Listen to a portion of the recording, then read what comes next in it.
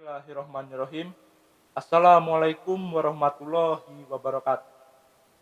Perkenalkan, nama saya Firdaus Angga Permana dari kelas A dengan NPM 1821020105. Di sini saya akan menjelaskan materi tentang pengertian sumber hukum dan asas-asas hukum acara perdata. Baik, kita mulai saja. Pengertian hukum acara perdata. Pengertian hukum acara perdata. Secara umum, hukum acara perdata mengatur proses penyelesaian perkara perdata melalui hakim di pengadilan. Penyusunan gugatan, pengajuan gugatan, pemeriksaan gugatan, putusan pengadilan sampai dengan eksekusi atau pelaksanaan putusan pengadilan. Yang kedua, sumber-sumber hukum acara perdata. Pedoman utama dan pengertian sumber hukum acara perdata. Hukum acara perdata di Indonesia sampai kini masih tetap berpedoman sebagai pedoman utama pada hukum acara perdata kolonial. Sumber hukum acara perdata adalah tempat di mana dapat ditemukannya ketentuan-ketentuan hukum acara perdata. Pengaturannya masih tersebar di dalam berbagai peraturan perundang-undangan, yaitu DIR atau singkatannya Head-Herdin Indonesia Reglement. DIR sering diterjemahkan dengan RIT atau Reglement Indonesia yang diperbarui. S 1848 nomor 16 Jo S 1941 nomor 44 yang berlaku untuk daerah Jawa dan Madura. RBG atau singkatannya Head Reglement Butek Western atau S 1927 nomor 227 RBG berlaku untuk daerah luar Jawa dan Madura. Yang ketiga, RV atau singkatannya Reglement of the Beggarly Register Wandering S 1947 nomor 52 dan S 1949 nomor 63. RV lazim disebut dengan Reglement Hukum Acara Perdata untuk golongan Eropa. Yang keempat, BW atau disebut dengan Kitab Undang-Undang Hukum Perdata, khususnya buku keempat. Yang kelima, WPK atau Kitab Undang-Undang Hukum Dagang. Yang keenam, berbagai undang-undang yang berkaitan seperti UU tentang peradilan ulangan atau acara banding. Yang B, UU tentang kekuasaan kehakiman.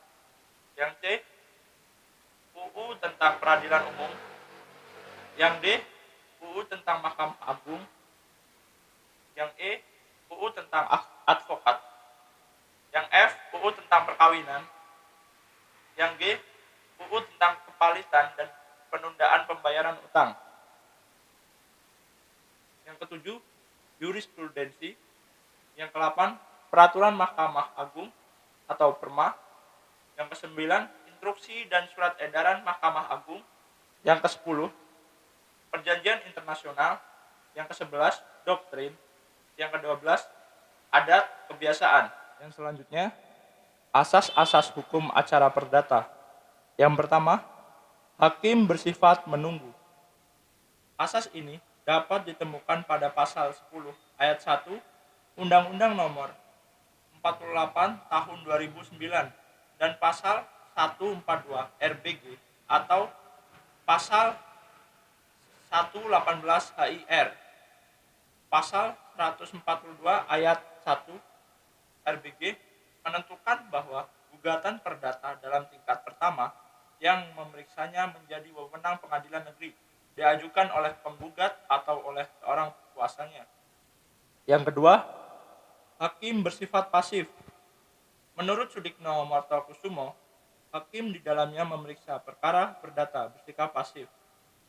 Dalam arti kata, bahwa ruang lingkup atau luas pokok sengketa yang diajukan untuk diperiksa pada asasnya ditentukan oleh para pihak yang berperkara dan bukan oleh hakim.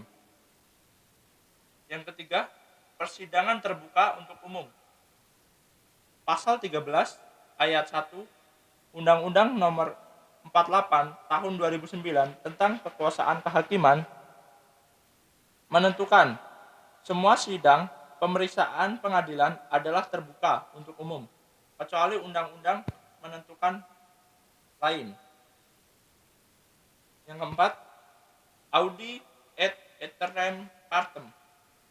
Asas ini tercermin pada pasal 4 ayat 1 Undang-Undang Nomor 48 Tahun 2009, pasal 148 dan 157 RBG, pasal 121 dan 132 HIR.